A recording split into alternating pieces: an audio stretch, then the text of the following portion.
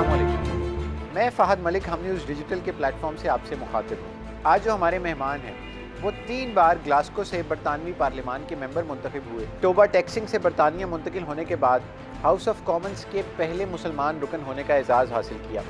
इससे पहले भी गवर्नर रहे और आजकल भी गवर्नर पंजाब हैं। हमारे आज के मेहमान हैं चौधरी सरवर। गवर्नर साहब, आपके वक्त का बहुत शुक्रिया। PDM लाहौर में 13 दिसंबर को जलसा करने जा रही है और लाहौर को मुस्लिम लीग नून का गढ़ समझा जाता है। खान साहब ने कहा कि इनको जलसे करने की इजाज़त दी जाएगी, लेकिन मुल्तान में हमने देखा कि रुकावटें पैदा की गई। आप क्योंकि पंजाब के गवर्नर हैं और ये जलसा भी लाहौर में होना है, तो आप क्या देखते हैं अपोजिशन इस दफ़ा कितना बड़ा पावर शो कर सकती है? बिस्मिल्लाहिर्रहमानिर्रहीम। देखें, पहली बात तो ये है कि कोविड-19 अब एक ख़तरनाक सूरत इख्तियार करता जा रहा है। अल्लाह ताला की हम पे बड़ी मेहरबानी थी कि पहले फ़ेज़ में कोरोना जो है वो कंटेन हो गया और जो उससे नुकसानात होने थे उससे पाकिस्तान की कौम, पाकिस्तान के अवाम और पाकिस्तान बच गया। आप देख लें कि स्टॉक मार्केट ठीक चल रही है, एक्सपोर्ट्स हमारी बढ़ रही हैं, कंस्ट्रक्शन हमारी इंडस्ट्री जो है वो बूम कर रही है और अब कोरोना की वजह से चीज़ें फिर दोबारा स्लो होना शुरू हो गई। तो मेरे ख़्याल में हमारी पाकिस्तान के 22 करोड़ आवाम की, हुकूमत की, अपोजिशन की नंबर 1 प्रायोरिटी ये होनी चाहिए कि कोरोना को किस तरह हम इस मुल्क से ख़त्म कर सकते हैं, कोरोना का किस तरह से मुकाबला कर सकते हैं। और इसमें कोई रॉकेट साइंस नहीं है। पूरी दुनिया के डॉक्टर्स, पूरी दुनिया ये कह रही है कि पब्लिक गैदरिंग नहीं होनी चाहिए, सोशल डिस्टेंसिंग होनी चाहिए, मास्क पहनने चाहिए। तो ये सारी दुनिया को पता है कि क्या क्या एहतियाती तदाबीर इख्तियार करके आप जो है अपने आप को बचा सकते हैं, अपनी फैमिली को बचा सकते हैं। ये तो है एक असूली बात। दूसरा ये है कि अपोजिशन जलसे करना चाहती है और आज शिबली फराज साहब ने भी बड़ा क्लियर मैसेज दिया है कि जलसों पे पाबंदी है, लेकिन हम जलसे को ताकत के ज़रिए रोकेंगे नहीं। तो इसलिए जो भी अब हमारी फेडरल गवर्नमेंट की पॉलिसी है, चूँकि फेडरल में भी पाकिस्तान तहरीक इंसाफ है, पंजाब में भी है, वही पॉलिसी जो है वो पंजाब अपनाए।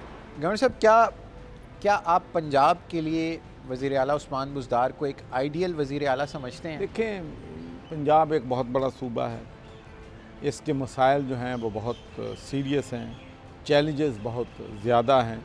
इसलिए हमारी पार्टी ने जो है साउथ पंजाब उसको अलहदा सूबा बनाने की जो है वो ज़रूरत पे ज़ोर दिया था और बल्कि मैनिफेस्टो कमिटमेंट है कि हम साउथ पंजाब को अलहदा सूबा बनाएं। अच्छा, अब जो जहाँ तक चीफ़ मिनिस्टर साहब का ताल्लुक़ है, उन्हें प्राइम मिनिस्टर ने अपॉइंट किया, मुझे भी प्राइम मिनिस्टर ने अपॉइंट किया। प्राइम मिनिस्टर साहब जो हैं, ज़ाहिर है उनके पास हर तरह की रिपोर्टें जाती हैं, ऐसी चीज़ें भी उनके पास जाती हैं जो एज ए बैज़ियत गवर्नर मेरे पास नहीं आती। प्राइम मिनिस्टर को उन पे फुल कॉन्फिडेंस है, वो चाहते हैं कि वो 5 साल पूरा करें। फिर उसके बाद हमारी प्रोविंशियल असेंबली है, वो जब चाहे वोट ऑफ नो कॉन्फिडेंस ला सकती है। वो भी कहते हैं कि हमें जो है चीफ़ मिनिस्टर उस्मान बुज़दार से कोई मसला नहीं है। फिर हमारे इत्तेहादी हैं, परवेज़ इलाही साहब स्पीकर हैं, उनको भी उनसे कोई गिला शिकवा या शिकायत नहीं है। तो मैं समझता हूँ कि चीज़ें एक तरीके से चल रही हैं और इसमें अभी कोई मेरा ख्याल है कोई बहस की गुंजाइश नहीं है। अच्छा जो साहब, मरियम नवाज़ या शहबाज शरीफ, ये 2 मुख्तलिफ लोग हैं। एक मुफाहमती पॉलिसी पे हैं, एक बहुत जारहाना पॉलिसी पे हैं। आने वाले वक्त में आप, क्योंकि एक सीनियर सियासतदान भी, आने वाले वक्त में मुस्लिम लीग नून की जो बाग दौड़ है वो आप किसके हाथ में देखते हुए, वो किसके हाथ में आपको नज़र आती है? मुस्लिम लीग नून की बाग दौड़ उसी के हाथ में जाएगी जिसको नवाज़ शरीफ नॉमिनेट करेगा। अगर वो मरीम नवाज़ को नॉमिनेट करेंगे तो वो मुस्लिम लीग उसको फॉलो करेगी, अगर वो शहबाज शरीफ को करेंगे तो वो उसको फॉलो करेगा। बाकी जहाँ तक सोच का ताल्लुक है, ये बिल्कुल सही है कि 2 स्कूल ऑफ थाट्स हैं मुस्लिम लीग नून में। एक कन्फ्रंटेशन की सियासत चाहते हैं, दूसरे रिकन्सिलिएशन की सियासत चाहते हैं। इसलिए मैं समझता हूँ और इसी तरीके से जो PDM की पॉलिटिकल जमातें हैं वो भी मुख्तलिफ आरा रखती हैं। इसलिए मैं समझता हूँ कि उनमें चूँकि क्लैरिटी नहीं है, इसलिए वो अपने ऑब्जेक्टिव जो हैं या जो उनकी ख्वाहिश है वो हासिल नहीं कर सकते। गवर्नर साहब, आसिफ अली जरदारी साहब ने पिछले दिनों बयान दिया कि मिसाक जमहूरियत पर अमल से ही इस मुल्क को जो मर्ज़ लाहक है उससे निजात दिलाई जा सकती है। ये कौन सा ऐसा मर्ज़ है जिससे आज तक इस मुल्क को निजात नहीं मिली? मर्ज़ जो है वो यही है कि गरीब गरीब तर हो गया है, अमीर अमीर तर हो गया है। गरीब के लिए जो है उसको इंसाफ मिलना भी नामुमकिन है। गरीब को 2 वक्त की रोटी नहीं मिलती। बड़े लोग जो हैं उनके पास उतना पैसा है कि यूरोपियन बिजनेसमैन भी या रिच पीपल जो हैं उनके पास इस किस्म की दौलत जो है वो नहीं होती। तो चैलेंज जो हमारा है वो रूल ऑफ लॉ लेके देना है कि कोई गरीब हो, अमीर हो, ताकतवर हो, कमज़ोर हो, सब के लिए कानून बराबर होना चाहिए। हर किसी को इंसाफ जो है इस मुल्क में मिलना चाहिए। जो मुल्क के रिसोर्सेज हैं उसको भी उसकी भी मुनसफ़ाना तकसीम जो है होनी चाहिए। यही बड़े चैलेंजेस हैं। मिसाल के तौर पर हमारी एग्रीकल्चर है। 72 सालों में किसी हुकूमत ने एग्रीकल्चर पे कोई तवज्जो नहीं दी। हालांकि 20% GDP का वहाँ से आता है, 40% जॉब जो हैं वो एग्रीकल्चर से आते हैं। लेकिन आज तक हम यहाँ पर सीड का मसला हल नहीं कर सके हैं। पूरी दुनिया कॉटन सीड से 2000 किलोग्राम पर हेक्टर ले रही है, पाकिस्तान 600 किलोग्राम ले रहा है। पिछले साल हम 9 मिलियन बेल पे आ गए हैं, इस दफ़ा 7 मिलियन बेल पे आ जाएंगे। तो ये सारे चैलेंजेस हैं जिनको हमारी हुकूमत भरपूर तरीके से डील करने की कोशिश कर रही है। शहबाज शरीफ साहब ने पिछले दिनों डायलॉग की बात की और उन्होंने कहा कि हमें बात करनी चाहिए। आपकी जमात इस तजवीज़ से मुत्तफ़िक है या क्या हम ये एक्सपेक्ट कर सकते हैं कि आने वाले वक्त में मुस्लिम लीग नून और पाकिस्तान तहरीक इंसाफ बातचीत पे आ सकते हैं? हमने तो कभी भी डायलॉग से जो है फ़रार इख्तियार नहीं किया। हम समझते हैं कि सियासत में तो हमेशा डायलॉग होता है। सियासत तो किसी बंद गली में जाके हो ही नहीं सकती। लोगों को टॉलरेट भी करना पड़ता है, लोगों से नेगोशिएट भी करना पड़ता है। लेकिन हमारा जो मौक़िफ़ है या प्राइम मिनिस्टर का जो मौक़िफ़ है वो ये है कि हम डायलॉग करने के लिए तैयार हैं। लेकिन लेट्स एक चीज़ जिसने सबसे ज़्यादा इस मुल्क को नुकसान पहुँचाया है वो करप्शन है। करप्शन कैंसर बन गई। आए हम इस पे भी डायलॉग करें कि इस करप्शन से किस तरीके से इस मुल्क को पाक किया जा सकता है, कैसे ट्रांसपेरेंसी आ सकती है, अकाउंटेबिलिटी आ सकती है, और ऐसा एहतसाब का निज़ाम हम बनाएं जिसमें अपोजिशन पार्टियां भी, हुकूमत भी एग्री करें कि ये वाकई इंसाफ के तकाजे पूरे हो रहे हैं। और इंसाफ जो है अक्रॉस द बोर्ड होना चाहिए, इंसाफ बिला तफरीक होना चाहिए, इंसाफ जो है वो सब के लिए एक होना चाहिए। तो हम तो हर बात पे बात करने के लिए तैयार। गवर्नर साहब, एक आम तासुर बनता जा रहा है कि पाकिस्तान तहरीक इंसाफ पे गैर मुंतखब अफराद का ज़्यादा असर व रसूख है। खान साहब के तर्जुमान भी ज़्यादातर गैर मुंतखब अफराद रहे। आप सीनियर सियासतदान होने के नाते और PTI की एक सीनियर पोजीशन आप रखते हैं, आपको नहीं लगता कि पाकिस्तान तहरीक इंसाफ जैसी पार्टी को गैर मुंतखब अफराद की बजाय मुंतखब इलेक्टेड मेंबर्स पे इन्हिसार करना चाहिए? ये तो किसी भी डेमोक्रेसी में ये तो आम फार्मूला है कि मैक्सिमम पीपल जो हैं वो इलेक्टेड, जो जिनको अवाम ने चुना है, वो पॉलिसी मेकिंग में और इक़्तिदार में उनकी शराकत जो है वो ज़्यादा होनी चाहिए। ये तो कोई इसमें दो राय नहीं है, कोई इस बात से कोई जो है इख्तलाफ नहीं कर सकता। But at the same time पूरी दुनिया में पार्लिमानी निज़ाम में प्राइम मिनिस्टर को ये इख्तियार होता है कि वह अपनी टीम पे करे, क्योंकि अगर कैबिनेट ठीक काम कर रही है तो उसका क्रेडिट प्राइम मिनिस्टर को जाएगा। अगर कैबिनेट ठीक नहीं काम कर रही तो prime minister is accountable and responsible for the promotion, for the economic growth of the country, तो फिर अपनी मर्ज़ी से अपनी टीम वो मुंतखब करता है। तो उस टीम में अगर वो समझता है कि मेरे पास शायद इलेक्टेड रिप्रेजेंटेटिव में वो कैडर नहीं है, वो एबिलिटी नहीं है, तो फिर वो नॉन इलेक्टेड लोगों को आता है। लेकिन यही सेनेट का क्या मकसद है? सेनेट का मकसद ही ये है कि अगर आप समझते हैं कि किसी बंदे में टैलेंट है, किसी बंदे की एनर्जी जो है या किसी बंदे की एक्सपर्टी जो है, नॉलेज जो है वो मुल्क के लिए इस्तेमाल करना है, तो आप उसको सेनेट में भेजते हैं। बरतानिया में लोग उनको, पॉलिटिकल पार्टियाँ उनको हाउस ऑफ लॉर्ड्स में भेजती हैं ताकि जो अनइलेक्टेड जो लोग हैं उनकी तादाद मिनिमाइज। स्कॉटलैंड में भी आप रहे, स्कॉटलैंड को मिस करते हैं और वहाँ की सियासत में और पाकिस्तान की सियासत में क्या फ़र्क नज़र आता है आपको? देखिए जी, स्कॉटलैंड में मैंने 37 ईयर गुजारे हैं। I was married in Scotland, my children were born in Scotland. बच्चे मेरे वहाँ पर उनकी परवरिश हुई है। सियासत मैंने वहाँ से शुरू की है, बिज़नेस वहाँ से शुरू किया है। तो मैं समझता हूँ कि जिस कौम ने, जिस मुल्क ने आपको इतना कुछ दिया है, उसको आप कभी भी फरामोश नहीं कर सके। अगर आज मैं यहाँ पर गवर्नर हूँ तो उसमें यकीनी तौर पर इसका ज़रूर दखल है कि मैं पहले मेंबर ऑफ़ पार्लियामेंट था, तो यहाँ मुझे अपना करियर बनाने के लिए वो बैकग्राउंड जो है बरतानिया वाली मौजूद थी। तो स्कॉटलैंड को यकीनी तौर पे मिस करता हूँ, लेकिन एक चीज़ स्कॉटलैंड की नहीं मिस करता, वेदर। वहाँ पर जो हर वक्त बर्फ़बारी, लाहौर तो ब्यूटीफुल सिटी है।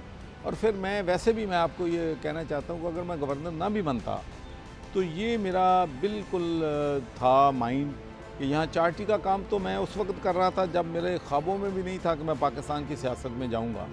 तो ये मेरा था ख्याल कि मैं पाकिस्तान में एजुकेशन में, हेल्थ में, वुमेन एम्पावरमेंट में, इन इशूज़ पे मोर इफेक्टिवली काम जो है वो करूँगा और ज़्यादा वक्त जो है वो पाकिस्तान में गुजारूँगा। सरवर साहब, आप गवर्नर पंजाब मुस्लिम लीग नून के दौर में भी रहे और अभी भी तहरीक इंसाफ के दौर में भी आप हैं। किस दौर में आप अपने आप को एक इंडिपेंडेंट गवर्नर तस्वुर करते थे? किस दौर में आप समझते थे कि आपके पास ज़्यादा इंडिपेंडेंस है? देखिए, गवर्नर का एक कॉन्स्टिट्यूशनल रोल है, वो तो जो भी हुकूमत हो वो तो रोल वही रहना है। कोई चाहे वो चीफ़ मिनिस्टर जो भी है, अपने इख्तियारात कोई नहीं छोड़ना चाहता। हर बंदा अपने इख्तियारात जो हैं वो उनको इस्तेमाल करता है। लेकिन ये है कि यहाँ पर एक पानी का टास्क जो है आब पाक अथॉरिटी का, वो पिछले दौर में मेरे पास नहीं था, वो अब मेरे पास है और पानी के लिए मैं पूरी कोशिश कर रहा हूँ। और दूसरा, एज ए चांसलर मैं अपनी पूरी पावर जो है एक्सरसाइज कर रहा हूँ। और मैंने जो है, मुझे इस बात पे बड़ा फ़ख्र है कि जितने भी मैंने वाइस चांसलर अपॉइंट किए हैं 100% ऑन मेरिट किए हैं। और सिलेक्ट कमेटी ने या सर्च कमेटी ने जिसको नंबर 1 लिखा है उसी को वाइस चांसलर अपॉइंट किया है। और दूसरी सबसे बड़ी बात यह है कि कोई यहाँ पर हमारा वाइस चांसलर या एक्टिंग नहीं है, अब तमाम वाइस चांसलर को हम परमानेंट लगा रहे हैं। अच्छा, भाभी भी क्योंकि हमारे साथ हैं तो हम इनसे भी कुछ सवालात करेंगे। गवर्नर साहब, मीडिया में तो हमें बहुत गुस्से में नज़र आते हैं, कभी कभार बहुत तुंदो तेज़ और सख्त बातें भी कर जाते हैं। तो क्या घर में भी इतने ही सख्त हैं या बाहर के चौधरी सरवर में और घर में चौधरी सरवर में? घर में भी वैसे ही है, इनको गुस्सा बहुत कम आता है। अगर आता है तो बहुत आता है, पर थोड़ी देर के लिए, फ़ौरन गुस्सा दूर हो जाता है। और ही समान ऑफ प्रिंसिपल, अगर इनको लगता है कोई बेइंसाफ़ी हो रही है, झूठ हो रहा है, तो उस पर इनको गुस्सा चढ़ता है, नहीं तो वरना आमतौर पर इनको गुस्सा नहीं चढ़ता है। सूबे के तो गवर्नर ये हैं, घर पे गवर्नर कौन है? घर में यही गवर्नर है, क्योंकि आखिरी फैसला इनका होता है। ठीक है, छोटी मोटी बातों में ये दखल नहीं देते, घर में क्या होना चाहिए क्या नहीं होना चाहिए। कोई बिज़नेस की बात हो जाए तो मेरे बेटों ने और इन्होंने फ़ैसला करना, औरतें उसमें नहीं आती। और बाकी जो फैसले होते हैं वो भी एंड इन्हीं का फ़ैसला होता है। अच्छा भाभी, ये बताइए कि बच्चे कितने हैं और बच्चे ज़्यादा किससे अटैच हैं? इनसे ज़्यादा अटैच हैं या आपसे? बच्चे हमारे 4 हैं, एक बेटी और 3 बेटे। पर अगर उन्हीं बच्चों से, मेरे बच्चों से किसी को चुनना पड़े, they would pick their father over me, क्योंकि शुरू से मैंने इनकी एक मकाम, इनकी एक इज़्ज़त, एक बाप का रोल, वो मैंने अपनी पूरी कोशिश की है। क्योंकि देखें ना, जो घर का हाउस होल्ड होता है, मेहनत उन्होंने करनी होती है, उन्हीं की मेहनत से हम बच्चों को पालते हैं, उन्हीं की मेहनत से हम घर को चलाते हैं। तो वो ज़रूरी होता है एक रिस्पेक्ट और एक इज़्ज़त उनके बच्चों के अंदर डालना, वो माँ का एक फ़र्ज़ होता है। सो दे रिस्पेक्ट देयर फादर। मोहब्बत यकीनन हम दोनों से करते हैं, पर अगर कोई ऐसी बात होती पहले मुझसे शेयर करते हैं, फिर थोड़ा सा इनसे बात करके फिर इनसे बात करके थोड़ा सा वो डरते भी होते हैं, अब्बू इससे मानेंगे कि नहीं मानेंगे। अगर दोनों में से कोई एक नाराज़ हो जाए तो मनाने में पहल कौन करता है? I will be very honest, मुझे थोड़ा सा टाइम लगता है टू फॉरगिव। पर सरवर साहब ऐसे है, अगर इनकी तरफ मैं देख के स्माइल कर लूँ तो ये खुश हो जाते भी हर चीज़ ठीक हो गई। जो मेरे अब्बू का कहना है, उन्होंने यही कहा था भी शादी वहाँ करानी चाहिए जिधर वो खुद चाहते हो भी आपसे शादी करवानी। सो जिस तरीके से मुझे लगता है ये चाहते थे शादी करवाना, तो जिस वजह से मैंने हाँ की है। एक बात मैं ज़रा तो आपको, इन्होंने जो कहा ना कि बच्चे जो हैं वाकई मेरे 3 बेटे और बेटी जो हैं, अगर उनको कहें ना कास्टिंग वोट है तो वो फिर ज़्यादा, हालांकि माँ उनकी ज़्यादा ख्याल भी करती है, वक़्त भी दिया, उनको उन्होंने ग्रूम भी किया, लेकिन उनका वोट मेरी तरफ आ जाता है। तो एक दिन मैं उसी ख्याल में पिछले हफ्ते हम अपने ग्रैंड चिल्ड्रन से वीडियो लिंक पे बात कर रहे थे, तो मैंने गलती से पूछ लिया कि हाँ भी बेटा, do you love more your अब्बू और दादो? तो he didn't think for a minute, उनका दादो। नारे लगाने लग गए। Then I asked the second one, मैंने कहा हाँ भी अलियान, do you love your दादो और अबू? उनका दादो।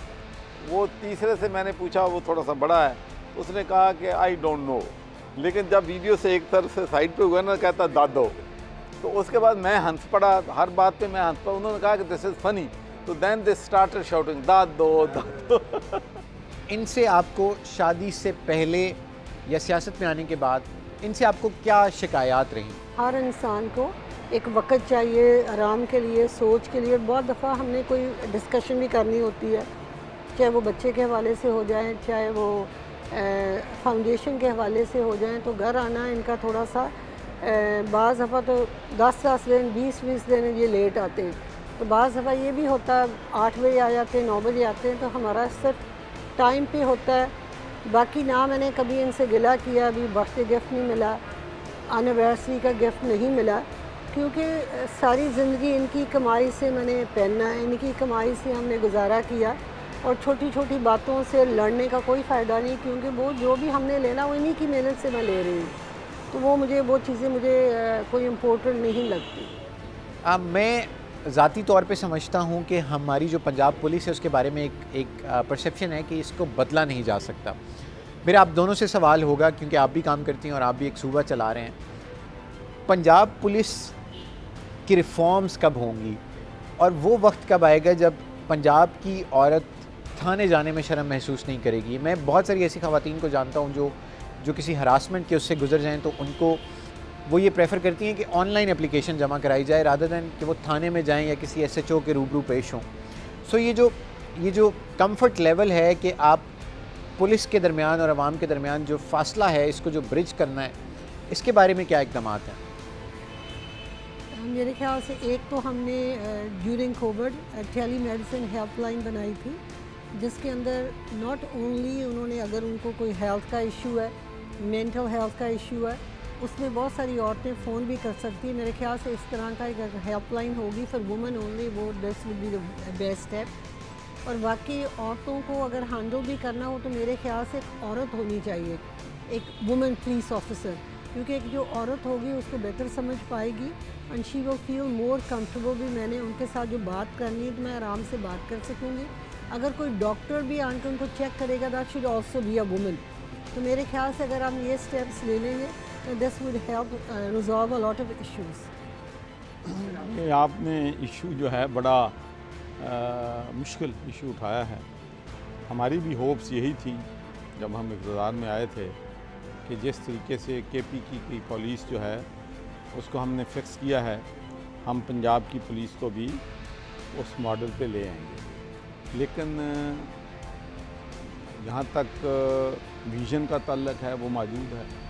अचीवमेंट हम क्या करना चाहते हैं उसमें क्लैरिटी है कि रूल ऑफ लॉ हो, इंसाफ जो है वो हर थाने में मौजूद हो। लेकिन पंजाब की पुलिस की प्रॉब्लम, चैलेंजेस, कॉम्प्लिकेशन KP से मुख्तलिफ हैं। जब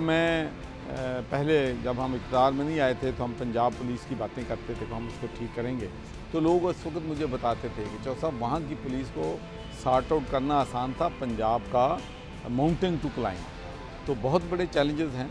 लेकिन मेरा अपना ख्याल है कि हम बेहतरी की तरफ ज़रूर, FIR का हसूल हमने आसान बना दिया है, कंप्लेंट सिस्टम आसान बना दिया है।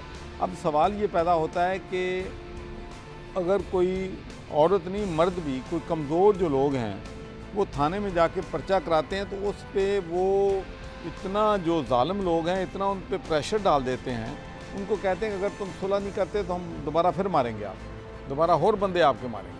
तो ये माहौल जब तक इवन यूरोपियन ममालिक में भी आपको मालूम होगा कि वहाँ पर जो विटनेसेस हैं, ये जो गैंग्स होती हैं, ये जो क्रिमिनल्स होते हैं, हैबिचुअल क्रिमिनल, उनके हाथ बड़े लंबे होते हैं, वो बहुत अब्यूज़ करते हैं गवाहों को। तो वहाँ पर भी गवाहों को प्रोटेक्ट करने के लिए बहुत ज़्यादा हुकूमत को विजिलेंट होना पड़ता है, वो पुलिस को रिपोर्ट कर सकते हैं। लेकिन असल बात यह है कि अगर किसी गवाह को कोई बंदा जो है उसको करता है, अब्यूज़ करता है, थ्रेटनिंग करता है, तो फिर उसको उसी वक्त पकड़ के ले जाते हैं थाने में और उस वक्त तक वो जेल में रहता है जब तक केस मुकम्मल नहीं होता। तो यहाँ पर भी हमें जो गवाहों पे प्रेशर डालते हैं, जो मज़लूम पहले ही मज़लूम है। मेरे पास एक केस आया यूबी शौक के, उनके ओवरसीज़ पाकिस्तानी बेचारा, उसके भाई को कत्ल कर दिया, उसको 2-3 लोग कत्ल कर दिए। उसके बाद प्रेशर डालना शुरू किया, उन्होंने डर के मारे उनकी मिन्नत करके सुलह कर दी। सुलह के 2-3 महीने बाद फिर जाके उनके लोगों को ज़ख्मी कर दिया। तो ये जो जंगल का निज़ाम है, ये जो ताकतवर का निज़ाम है, इसका सर जब तक हम नहीं तोड़ेंगे, इसको कुचलेंगे नहीं, तो गरीब आदमी को इंसाफ जो है यहाँ पर नहीं मिलेगा।